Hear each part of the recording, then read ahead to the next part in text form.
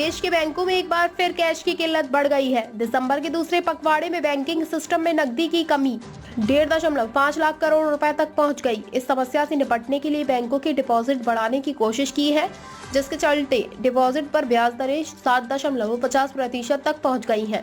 कुछ बैंकों ने ज्यादा ब्याज वाली नई स्कीम्स की आखिरी तारीख बढ़ाई है और कुछ ने नए एफडी स्कीम्स लॉन्च की है। आईडीबीआई जैसे बैंकों ने सीनियर और सुपर सीनियर सिटीजन्स को 0.65% तक अधिक ब्याज देने का प्रस्ताव रखा है, जिससे सुपर सीनियर सिटीजन्स के लिए ब्याज दरें 8.5% तक हो गई हैं।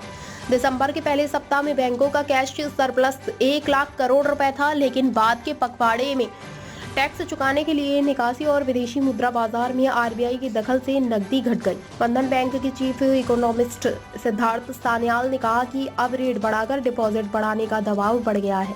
बैंकों ने रिजर्व बैंक से लिक्विडिटी बढ़ाने के उपाय करने की अपील की थी। इसके बाद आरबीआई ने पिछले सप्ताह डॉलर रूपी स्वैप का सहारा लिया। आरबीआई ने करीब 3 अरब डॉलर के स्वैप का इस्तेमाल किया, जिससे बैंकों को करीब 25,970 करोड़ रुपए का कैश मिला। स्वैप की मैच्योरिटी 3, 6 और 12 महीने है, लेकिन यह पर्याप्त नहीं है। बैंकों को अब करीब 1.25 लाख करोड़ रुपए की और नकदी चाहिए।